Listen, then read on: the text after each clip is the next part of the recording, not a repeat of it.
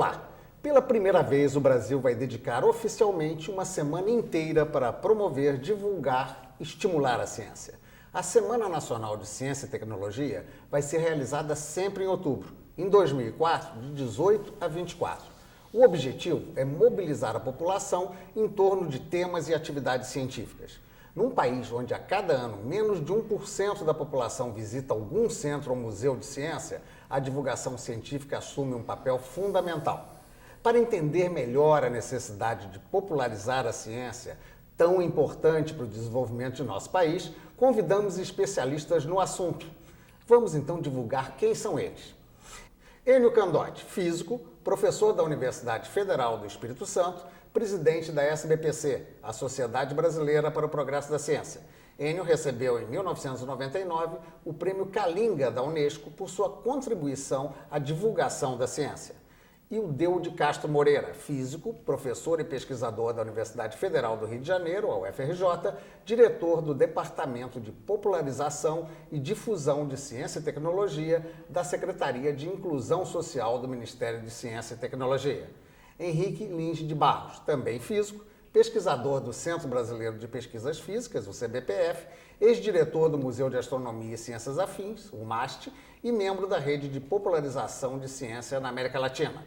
E Luísa Massarani, jornalista especializada em ciência, coordenadora do Centro de Estudos do Museu da Vida da Casa de Oswaldo Cruz, na Fiocruz, e coordenadora na América Latina e Caribe do Science and Development Network.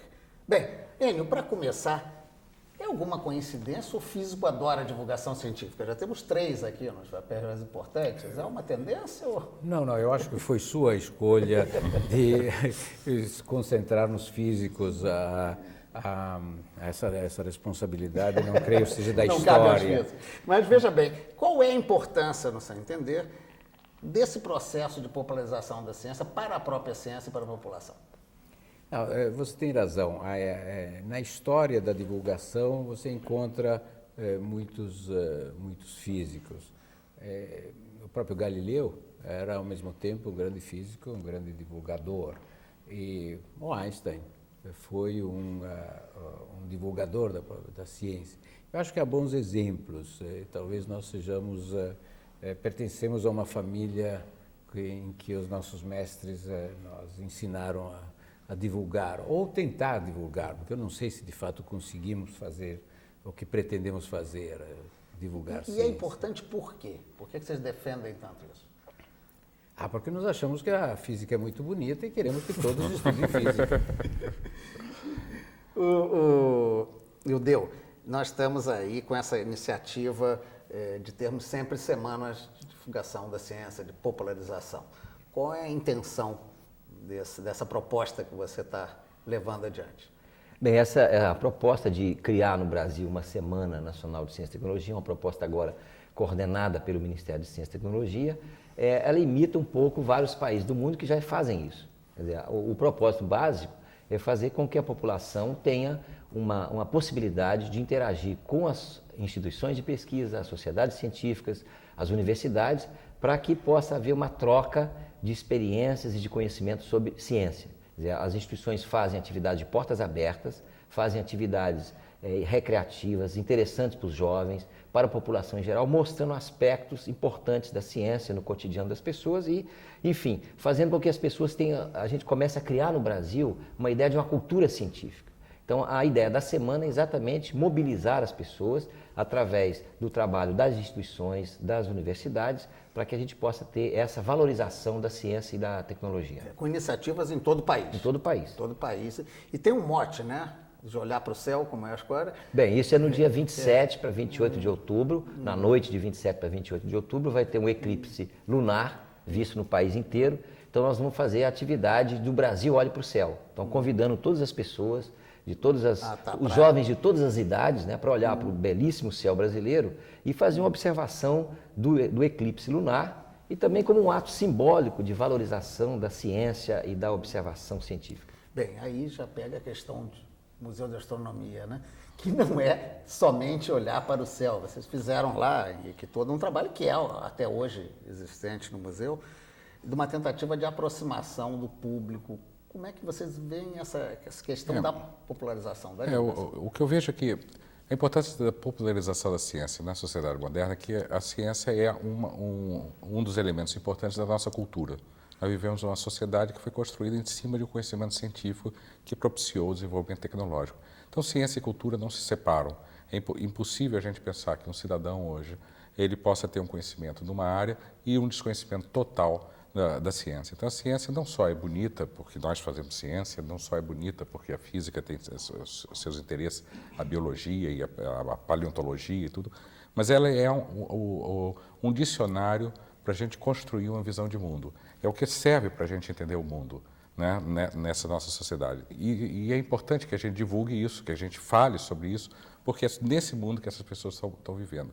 A experiência do Museu de Astronomia, quando eu estava lá e ainda continua, evidentemente, o museu tem desenvolvido uma linguagem própria para poder chegar à população em geral, sem a barreira que normalmente se impõe entre a astronomia como sendo uma coisa do céu, uma coisa distante, uma coisa inacessível, e a população. Quer dizer, nós vivemos um mundo regido por ciclos astronômicos, por fenômenos astronômicos, e esses fenômenos possuem explicações que têm também implicações na vida da sociedade em geral, né? Esse evento da observação do eclipse da Lua, né? Ele é um momento importante para a gente ver um fenômeno natural, mas ele tem bifurcações históricas que podem ser interessantes. Por exemplo, não foi eclipse da Lua, mas foi eclipse do Sol, em 1919, a observação dele realizado em Sobral, no Ceará, que permitiu a constatação de que a relatividade proposta por Einstein tinha um fundamento importante experimental. Quer dizer, essas observações não são ingênuas, são observações que levam a um aprofundamento, a um desenvolvimento do conhecimento, que leva, por sua vez, a uma reformulação da nossa maneira de interagir com o mundo. Nós somos parte do mundo, mas somos uma parte que pensamos o mundo. Então, é essa a importância. Bem, no aspecto da mídia, Luísa, há uma tendência, recentemente nós estamos vendo que alguns veículos, eu vou citar aqui um exemplo por proximidade, o jornal o Globo, no Rio de Janeiro, lança uma revista de fim de semana e quase sempre os assuntos científicos estão na primeira página. Você acha que há um movimento? Ao mesmo tempo, o Marcelo Leite, um grande jornalista, é demitido da Folha. Como é que está a situação do ponto de vista da mídia em termos de popularização da ciência? Olha, eu acho que tem dois movimentos diferentes. Eu acho que a divulgação científica, de uma maneira mais geral, a questão institucional, outros veículos que não a mídia, eu acho que está tendo um crescimento muito grande que veio da década de 80 e que está sempre crescente, né? Do ponto de vista da mídia, eu acho que o Globo é exceção. A maior parte dos jornais e, inclusive, na TV, o espaço mais formal do jornalismo científico está retraindo. O que está acontecendo muito é que a ciência está ocupando outras editorias que não a editoria de ciência, que tem um aspecto positivo, que é o fato de que, em geral, as editorias de ciência são lidas por pessoas que já se interessam por temas de ciência. E enquanto que, se você está invadindo, digamos assim, outros espaços dos jornais, da TV, na verdade, você está tentando capturar pessoas que não têm interesse direto da ciência para temas de ciência.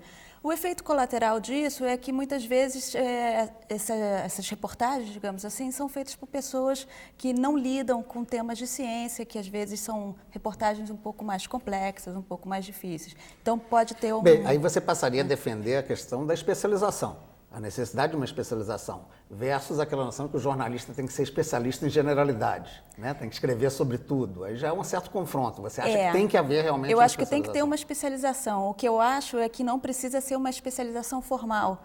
Pode ser um mestrado, pode ser um doutorado, pode ser um curso de especialização, mas pode também ser uma dedicação, uma autoaprendizagem, mas a leitura. Me pergunto se a especialização é do jornalista ou do público.